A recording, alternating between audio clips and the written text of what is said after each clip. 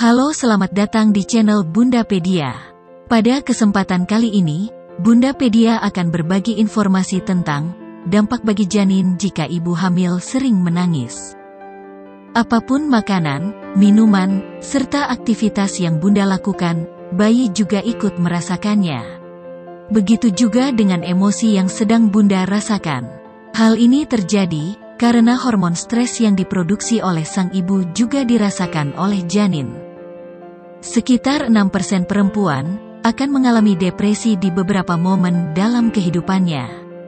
Jumlah ini meningkat menjadi sekitar 10% untuk perempuan yang hamil.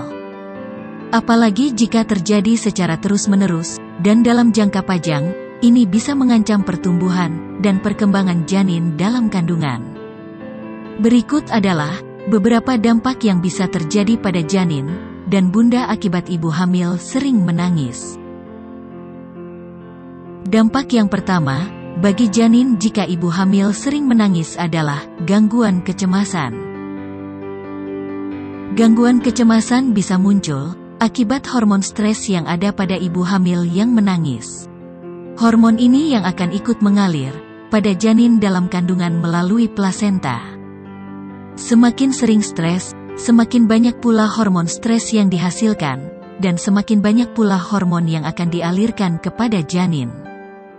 Rasa cemas dan sedih juga sering terjadi karena bunda mengalami pre-baby blues.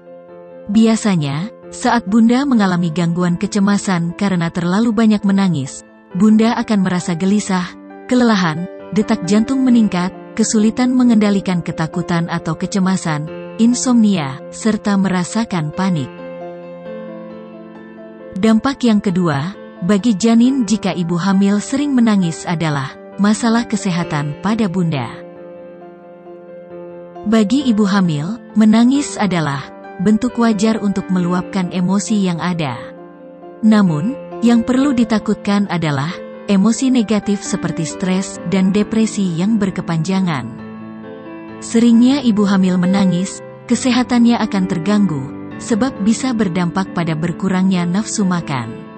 Sebab, bunda bisa jatuh sakit akibat tidak menjaga pola makan. Daya tahan tubuh bunda juga akan menurun, dan ini bisa saja berdampak buruk bagi kondisi janin. Dampak yang ketiga, bagi janin jika ibu hamil sering menangis adalah kandungan bisa keguguran. Ketika ibu hamil sering menangis, janin di dalam kandungan juga akan lemah.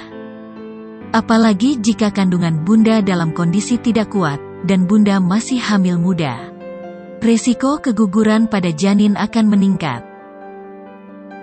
Dampak yang keempat, bagi janin jika ibu hamil sering menangis adalah bayi lahir prematur. Saat ibu hamil menangis karena stres, tubuhnya akan melepaskan hormon korticotropin releasing hormone, CRH, yang bisa memicu peningkatan hormon kortisol yang masuk melalui plasenta. Kalau ibu hamil stres berkepanjangan, kadar hormon CRH ini akan bertambah di cairan ketuban. Jika kadarnya tinggi, akan mempercepat pertumbuhan organ janin. Organ-organ bayi yang tumbuh dengan cepat ini, belum tentu terbentuk sempurna.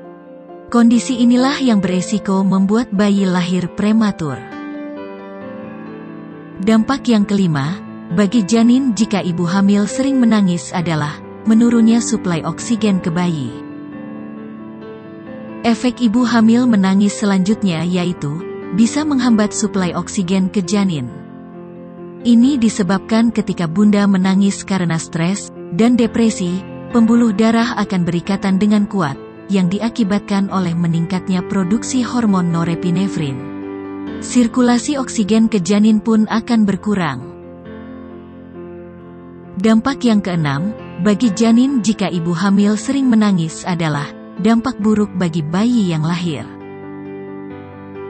Ketika ibu hamil menangis karena stres dan depresi, hal ini bisa memengaruhi perkembangan otak bayi di kandungan, yang berdampak pada perkembangan yang kurang optimal pada bayi. Stres yang berkepanjangan saat hamil juga dapat meningkatkan resiko depresi, autisme, dan gangguan kognitif. Untuk itu, Bunda harus berpikir positif selama hamil. Kondisi psikis Bunda saat hamil perlu diperhatikan. Jangan sampai karena Bunda terlalu sering menangis akibat stres, bayi yang ada di kandungan Bunda jadi terganggu perkembangannya. Itulah beberapa dampak bagi janin jika ibu hamil sering menangis. Semoga informasi ini bermanfaat. Terima kasih sudah menonton video ini. Sampai ketemu di video selanjutnya dengan tema dan pembahasan yang berbeda.